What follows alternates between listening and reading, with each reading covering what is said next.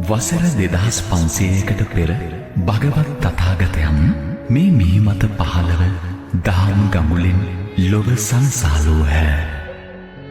ලොව පවතින තාක් ඒ ගංගාවෝ සත්‍යය සොයන්නන්ගේ දම් පවස නිවාලමින් අනවරතයෙන් ගලා බසින නිසැකය. ඔබම ඔබගේ ආලෝකය වන්න. බුදු ගුණ තුල ඔබේ විමුක්ති මාර්ගය අවදි කරගන්න. නොපමාව නැගී සිටින්න. ධර්ම මාර්ගයේ හැසිරෙන්න.